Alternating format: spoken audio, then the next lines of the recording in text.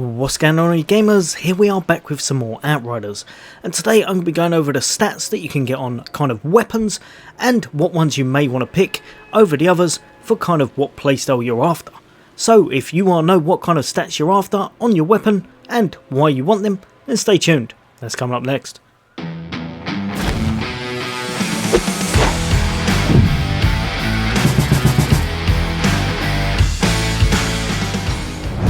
Welcome back, all you guys and girls. As always, for all things gaming, for all things Xbox, and of course a lot more Outriders and all the latest and greatest in Xbox gaming, then why not hit that subscribe and bell icon.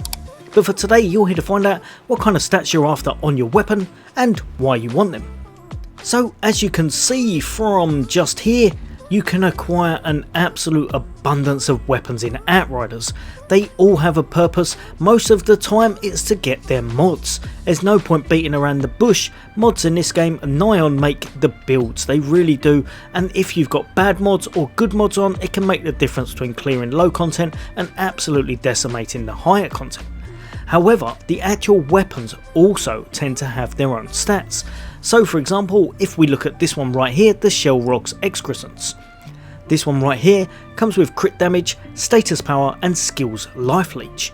Now in my opinion, crit damage is one of the best you can have on your actual weapon, but it works a lot better if you're using a firepower build. If you've got a nice bit of damage coming from your weapon, if you're able to make that crit work in your favour, crit damage works absolutely amazing.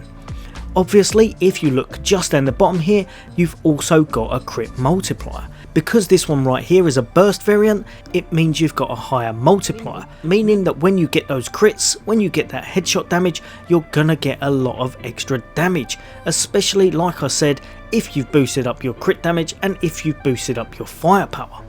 If however you were using something completely different, so say for example this gun right here, if you have a look, because it's a normal variant, it's just an assault rifle standard variant, it's gone down to 125%, meaning that your shots will not do quite as much with those crits. Can still work amazing, but probably won't work quite as well in some builds and playstyles. So pretty much work out what you're going to be using the gun for. If you're using it for an anomaly round build, you need to make sure that you can keep your ammo up. There's lots of different ways you can do that, I've got a few guides out, but you need to make sure you have enough in the mag and you're maintaining your ammo so that you can keep the damage up and keep your anomaly rounds up. However, you can also check out some other stats. You don't have to have crit damage. For example, if you haven't got a very good firepower build, if you're just going for something else, maybe you could use something such as this. This right here comes with armor pierce. Armor pierce, basically the main thing you're going to be using that for, it lowers the damage reduction of the enemy's armor value, meaning that you're going to hit them a little bit harder without really trying. Even if you haven't got the highest firepower, you'll be hitting them a little bit harder. Nice and easy to use, run and gun playstyle, you can use it in any kind of a build. Even an anomaly one, you're going to be tearing through them a little bit easier just because you've got armor pierce on. As you can see from the bottom there as well, it comes with close range damage. Honestly, for firepower builds, one of the main things you're going to want to make sure you've got is either close range or long range damage. That stat right there really increases how hard you're going to hit them for, especially when you're getting those crits, when you're getting those headshots, it's going to absolutely tear through them. So make sure on your armor pieces and on your weapon, you've got either close range or long range damage, depending on what kind of playstyle you're going for. Next up, and we've got the healing factor in it. Healing received basically increases the amount of health restored through your direct healing, i.e. getting kills and certain things such as that. It's not going to affect your skills, it's not going to affect anything else, it's just when you're kind of smashing enemies and getting any direct heals from it. If, however, you're going for an anomaly build, you will almost definitely want something such as this, skills life leech.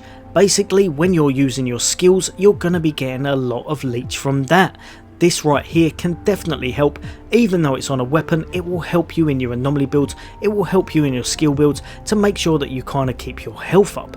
Skills life leech is really good in certain playstyles and builds, even on your weapon, especially like I said in those anomaly builds. Of course, right here as well, you've got status power. that again is more so for your anomaly builds. It can work in some firepower builds if, for example, you were using maybe such as Technomancer or bleed damage for maybe a Devastator, but most times you're just going to be trying to get the kill from the actual bullets, so I find it probably best to work in your favour on anomaly builds. Last but definitely not least is this one right here, Weapon Life Leech. Weapon Life Leech can make the difference in you staying alive or completely falling over.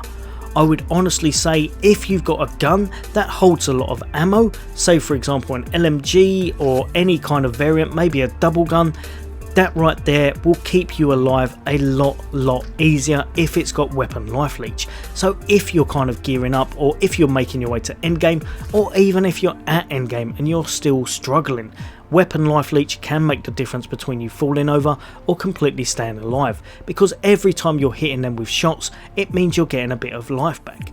The better you've got in your firepower, the more damage you're doing, the more life leech you're going to have, and it just means that your Weapon Life Leech will keep you alive a lot more viably. Really nice, and can work amazing in some builds. Like I said, they're pretty much the stats you can get on them, and then what you're going to want to do is find a gun that you actually like to use. Every gun has a different kind of playstyle with different mods on it. Obviously, some of the stats will definitely only work in your favour on certain legendaries, so find a legendary that works for your playstyle and in your build. That way you're going to have a lot of fun, you're going to find things a lot easier, and the content's going to become much more viable and fun to play. Like I said earlier, one thing to take note of is definitely that crit multiplier. Another thing that I probably forgot a little bit to say, if I can find one anywhere. Haha, just down here, sometimes you'll want to be careful of certain things such as this. If you have a little look, the light machine guns, they have quite a heavy reload time.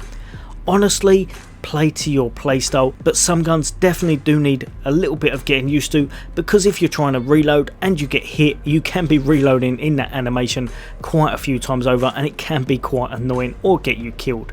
So like I said, look at the stats on the weapons, look at the actual buffs that they give, such as the crit damage or the armor piercing, and that way you're going to know exactly what you're getting from your guns, and you're going to know exactly what you're going to be in your build. As always, guys and girls, I hope that's helped a few of you out. For all things gaming, for all things Xbox, take care. I'll see you on next day.